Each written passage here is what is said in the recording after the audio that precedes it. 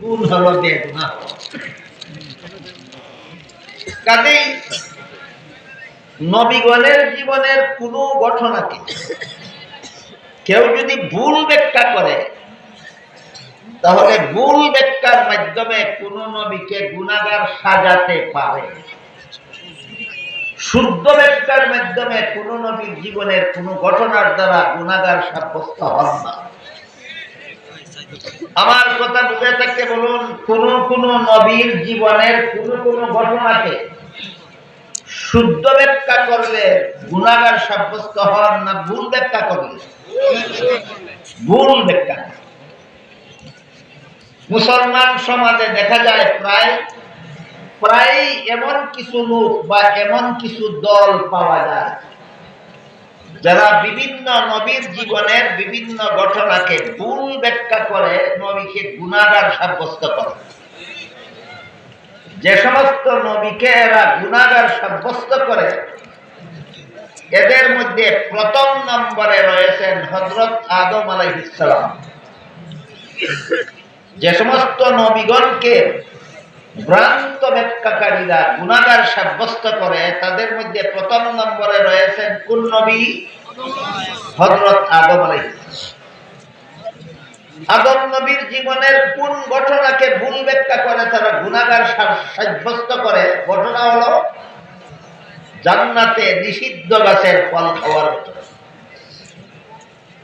আমি আশা করি মুসলমান হিসাবে আপনারা জীবনে কোনো না কোনো সময় কোনো না কোনো আলেমের মুখে শুনে থাকবেন, আল্লাহ আদম সৃষ্টি করার পর পৃথিবীতে পাঠাবার আগে কিছুদিনের জন্য জান্নাতে বসবাস করতে দিয়েছিলেন এবং বলেছিলেন, আদম তোমার বিবি হাওয়াকে নিয়ে জান্নাতে যেখানে ইচ্ছা বসবাস করো, সব রকমের ফলমূল খাও, শুধু একটি গাছের ফল খেতে নিষেধ করেছিলেন। শেষ পর্যন্ত ইবলিসের ধোঁকায় পড়ে আদম নিষিদ্ধ গাছের ফল খেয়েছিলেন। এই হলো ঘটনা। আজকে নতুন শুনলেন না আরো শুনেছেন? এই ঘটনাকে যারা ভুল ব্যাখ্যা করে, তারা ব্যাখ্যাটা এভাবে করে যে আল্লাহর আদেশ নিষেধ লঙ্ঘন করলেই গুনাহ হয়। আর আদম তো লঙ্ঘন করলেন যে এটা পরিষ্কার কথা। যেহেতু আল্লাহর আদেশ নিষেধ লঙ্ঘন করলেই গুনাহ হয় আর আদম লঙ্ঘন করেছেন, তাই এই লঙ্ঘনের কারণে আদম গুনাহগার সাব্যস্ত হয়েছে। একটু সময়ের জন্য যদি এই ব্যাখ্যাটা মেনে নেওয়া যায়, তাহলে বলুন তো আল্লাহর যে একটা মূলনীতি কি ছিল? কোন গুনাহগারকে নবী বানাই না, আর যাদেরকে নবী বানাই এরা জীবনে কোনোদিন গুনাহ করে না। এই ব্যাখ্যাটা মেনে নিলে আল্লাহর মূলনীতিটা ঠিক থাকে না লঙ্ঘন হয়? এটাই প্রমাণ হয়ে গেল তোমার ব্যাখ্যাটা ভুল। এতেই প্রমাণ হয়ে গেল তোমার ব্যাখ্যাটা ভুল।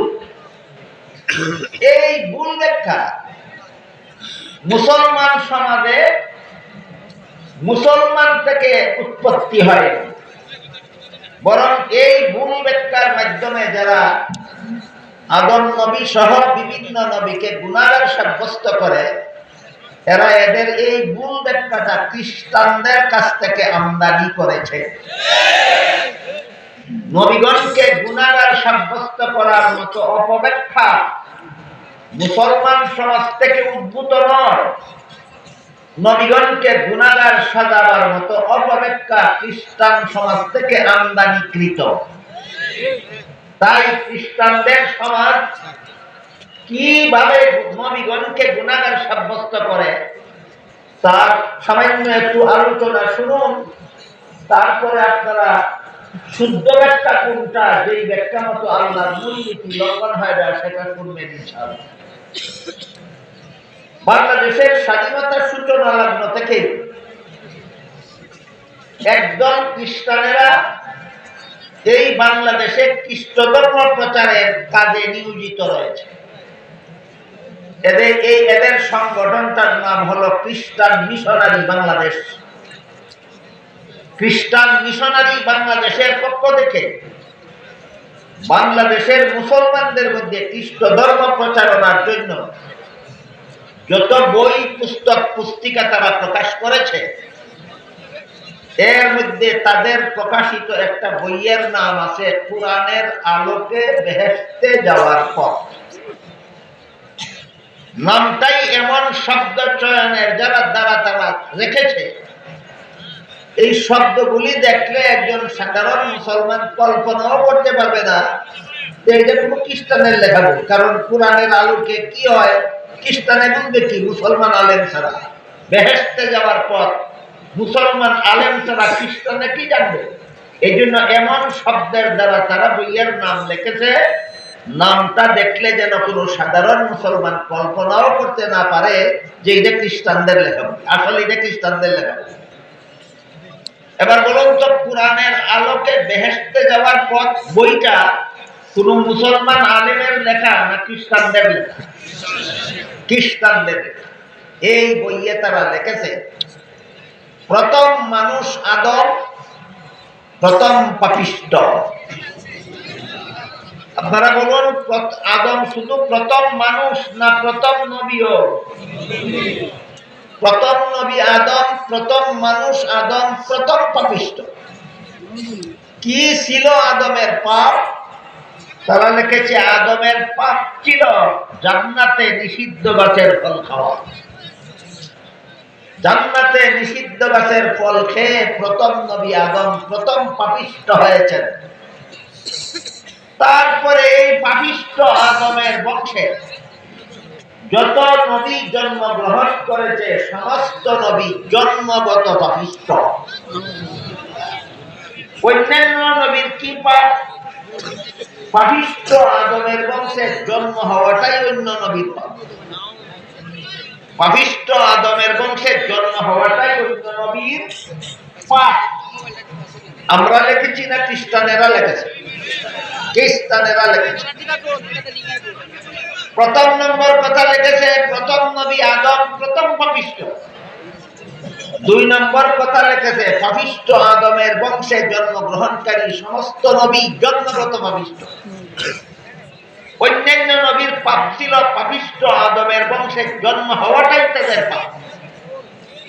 3 নম্বর কথা লিখেছে কাজেই আল্লাহ একজন নবীকে নিষ্পাপ বানাবার জন্য, একজন নবীকে বেগুনাহ নবী বানাবার জন্য তাকে আর আদমের বংশে জন্ম না দিয়া আল্লাহ নিজের ঔরসে জন্ম দিলেন।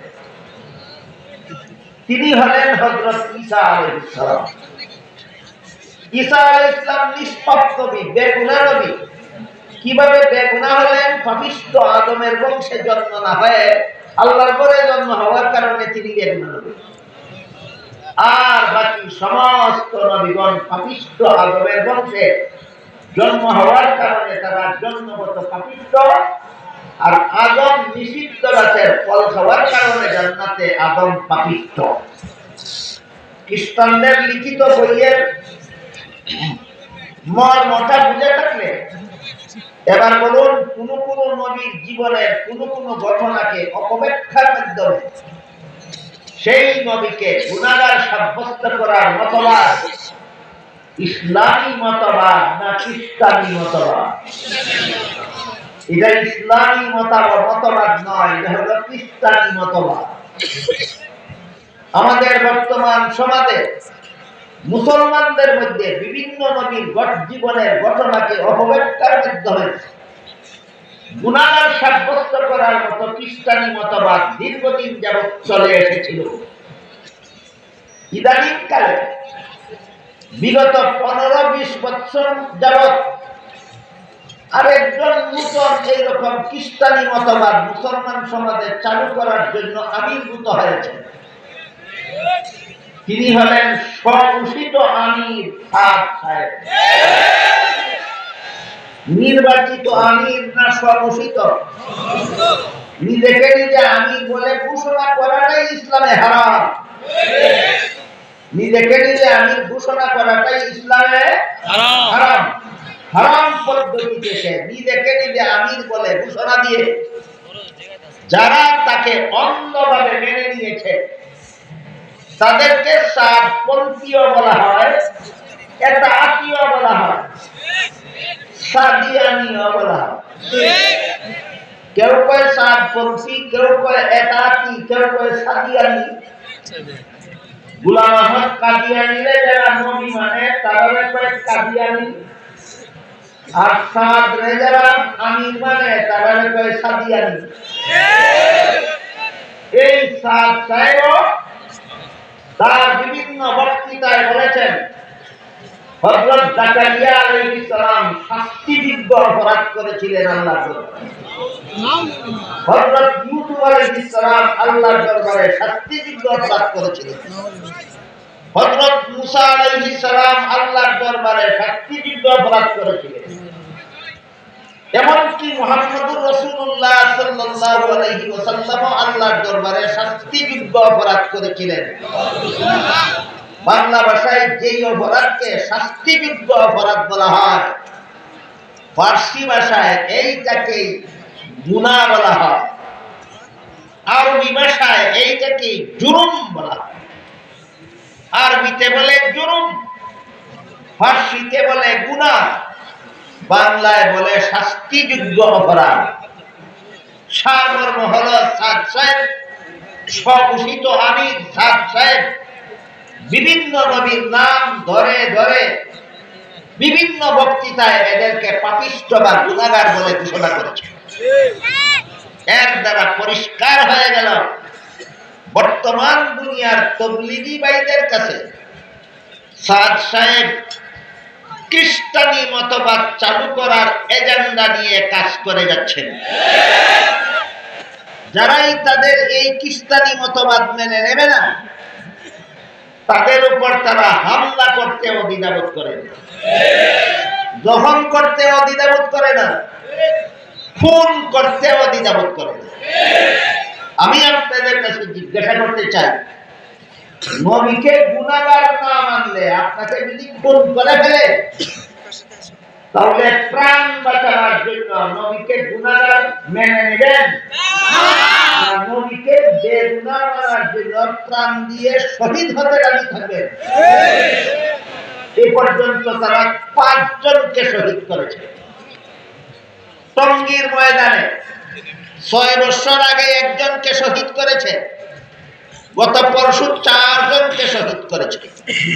কাজেই এই বিশাল মহাসম্মেলনের মাধ্যমে বাংলাদেশের 17 কোটি মুসলমানের পক্ষ থেকে আমি বর্তমান অন্তর্বর্তীকালীন সরকারের কাছে আপনাদের সকলের পক্ষ থেকে আবেদন জানাচ্ছি, খ্রিস্টানের দালাল, খুনি, সন্ত্রাসী এই 7 গোষ্ঠীকে বাংলার মাটিতে নিষিদ্ধ ঘোষণা করা হোক।